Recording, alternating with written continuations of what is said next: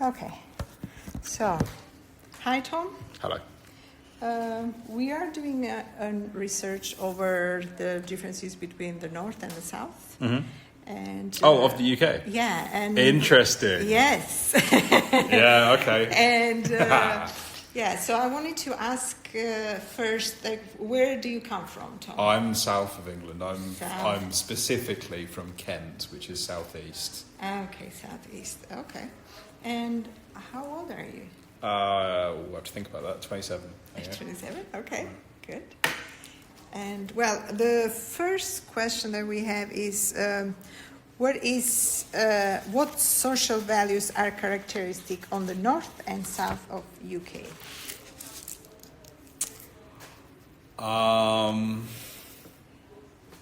That's a good question. Having not lived in the north, I have got a few friends, but so all I can do is generalise and sort of think about stereotypes from the north. Mm-hmm. Northerners tend to be, the stereotype at least, is they're friendlier. Mm-hmm. They're much more happy to have a conversation with you.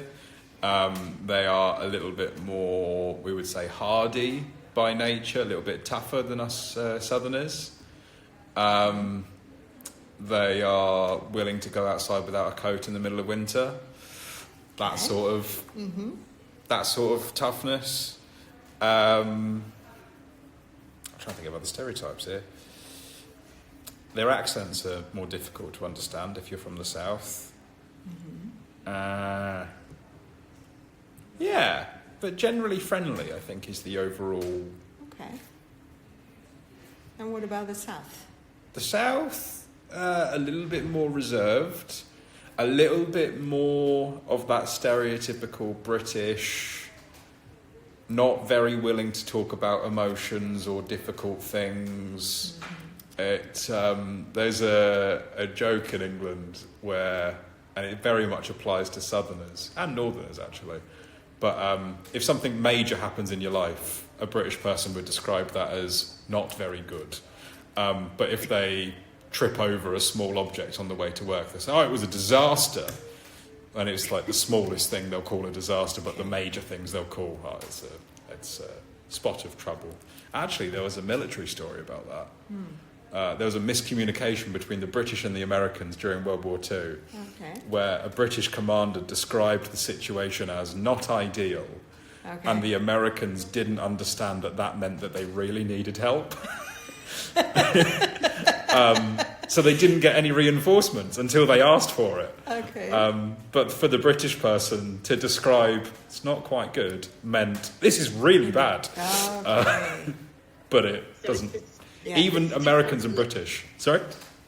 It's the stiff upper lip. Yes, stiff upper lip, absolutely, all the way. Jolly good show. Don't show emotions.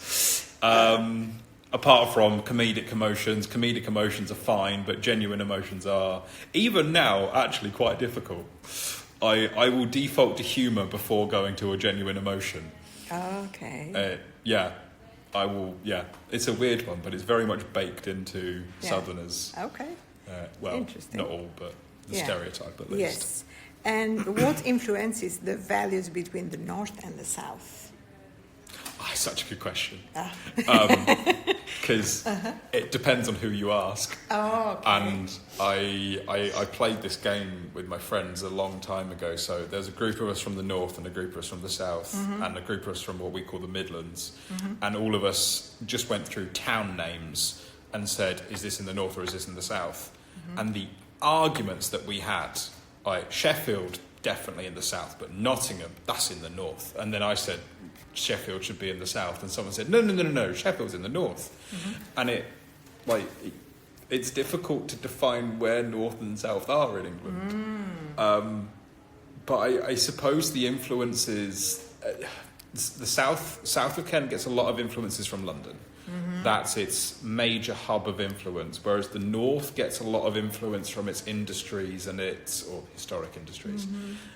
And I suppose economic factors, because all of the I read a study about this the other day. England is extremely skewed when it comes to GDP development. London is by far the majority driving factor in the economy. Oh, wow.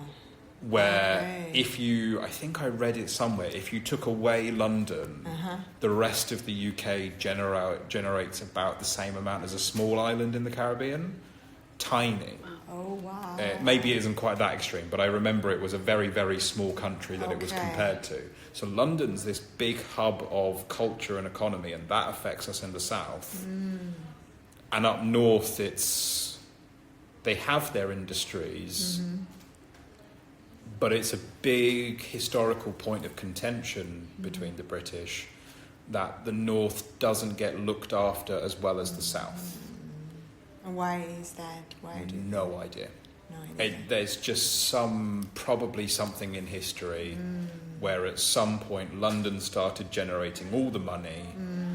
People live in Kent, where I grew up, go into London for work and back out again, so they get plenty of funding. And then the north, it might get viewed as not mattering as much economically. Okay. But then Kent is built up on the main industry in Kent is small shopkeepers. We don't actually produce anything. We just sell a lot of things. Okay. And it's the north of England and the west of England that That actually produce. make things, Oh, okay. which I've never seen, not having lived there. Okay. Yeah. And well, what distinguishes the social norms and the community attitudes on the north and south of UK? Do you personally identify these regional social values? Like, What distinguishes the social norms and community attitudes of the north? That's the same as the first one, isn't it? Similar, anyway. Do I personally identify? Yes, I think I very much identify with the stereotypes of the South. I grew up in a very much middle class family. Actually, that's something within the UK, the class does make a difference in terms of attitude and outlook on life. Much more, actually, I can't say definitively, but more than I've seen in the Netherlands thus far. So, like, for example, in the UK, if you say to someone, I grew up in a middle class family, that stirs up a very precise image of that person's childhood. That's probably quite accurate. And if someone says that they grew up in a working class family, that also has a very distinct image associated with it. But it's important. Can I ask, Yeah, go for can I it. just ask on that, Tom? And when you say that if someone says their childhood was middle class family, what kind of image does that bring Yeah. to people? So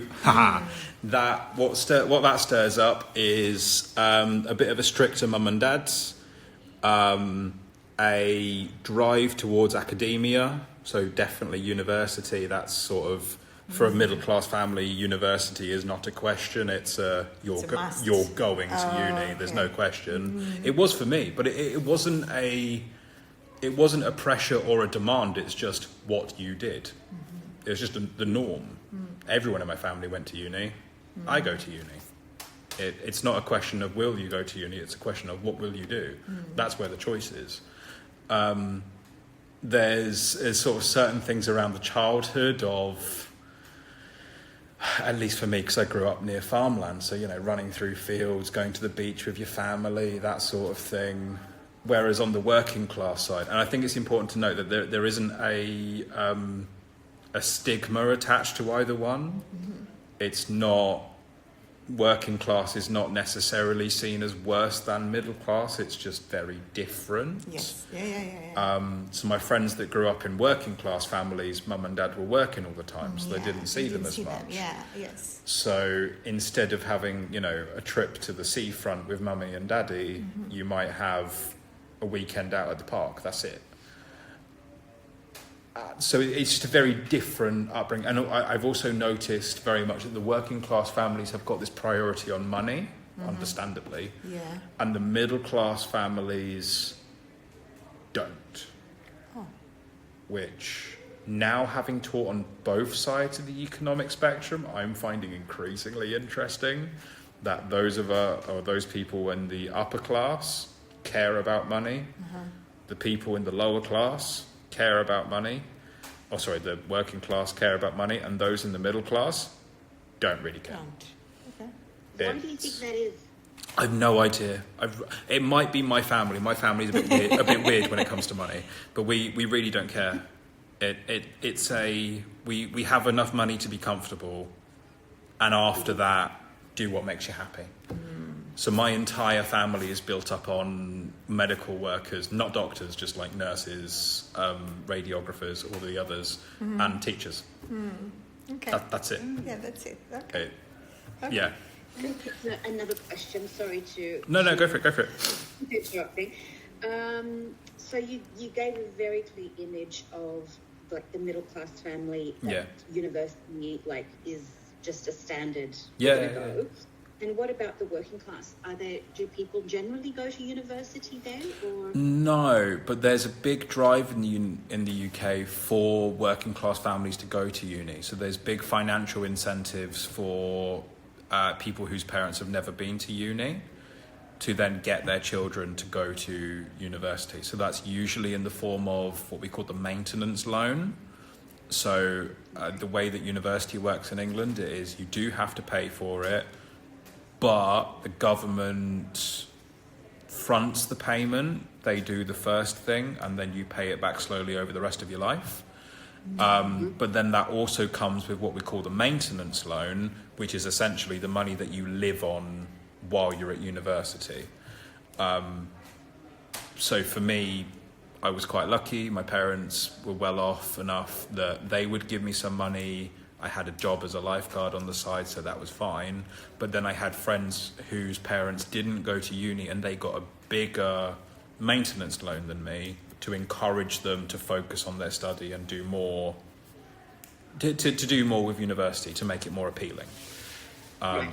So a lot of the young people that are in university are probably like the first generation of. Could be. I don't know the demographic of that, but it could be. Yeah, I think a lot of the middle class families children will just go to university anyway, and then the the working class, there's more of a drive to get as many people to go to uni as possible.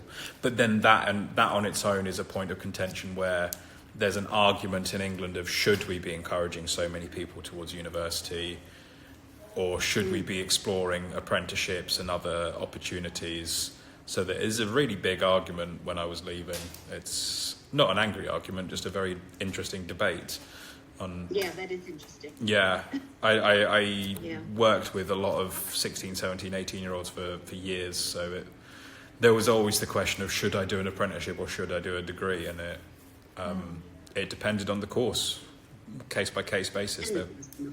Yeah. I also just have another question, because you mentioned at the start how the Northerners, generally speaking, the stereotype is that they're very friendly, happy to talk. Yeah. Where does that come from? What do you think is no idea. Them so friendly?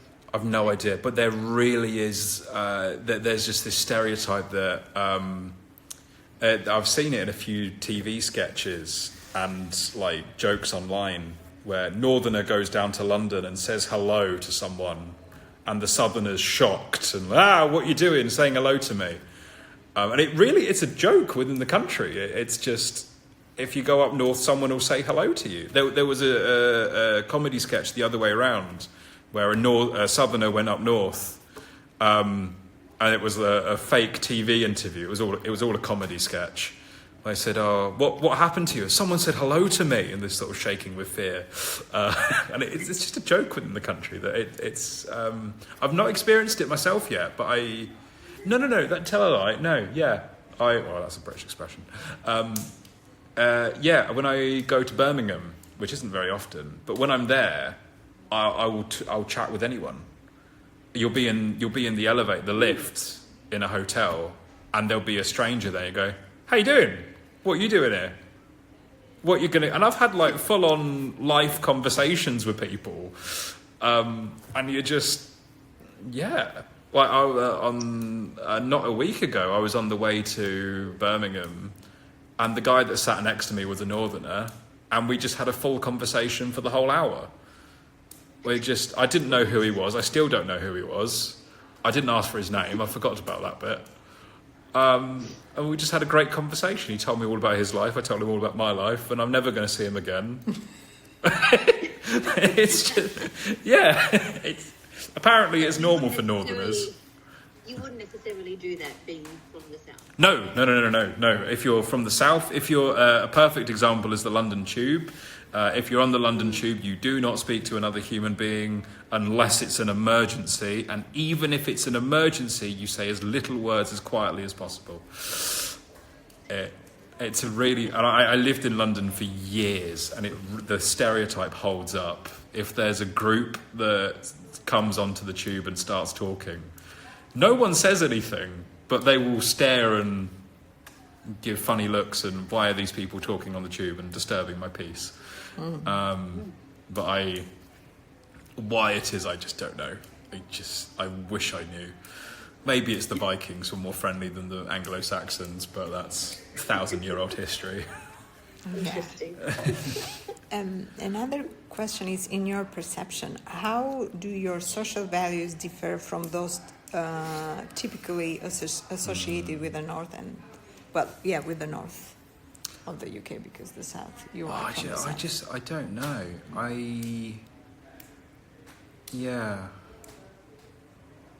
This one, question 5? 4. Oh, 4. In your perception, how do your social values differ from those typically associated with the north? I think Southerners, where I'm from, have got a reputation, like the London example, have got a reputation for not being too friendly. I'm definitely different in that regard. I'm quite happy to have a conversation with literally anyone in front of me. My grandfather is responsible for that one. I grew up very close with my grandparents, and so I grew up with my grandfather speaking to literally whoever sat next to us on the bus. So for me, that's normal, talking to strangers. Yeah. I often joke, I never had the conversation of don't talk to strangers. I had the example of do talk to strangers. It's great. And I still do to this day. Yeah. If someone sits next to me on the bus, I'll have a chat. Not in the Netherlands, because I don't speak the same language yet. But in England, So normal. then you are a perfect example of not being a Southern. Yes. Okay. Yeah. Bit weird for being a Southerner. Quite happy to have a conversation That's with good. someone. Yeah. Yeah. Is there anything else apart from the friendliness value that differs?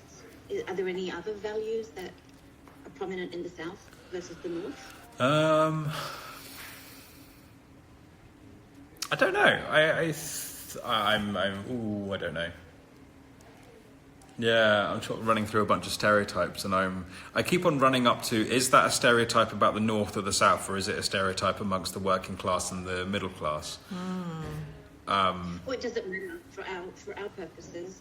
Yeah, I mean, it often runs into the same thing. The north has got a stereotype for being a bit tight on money, not too willing to pay lots and lots of money for things. But now that I think about it, the south sort of has the same, but not quite as strongly. But it is there. I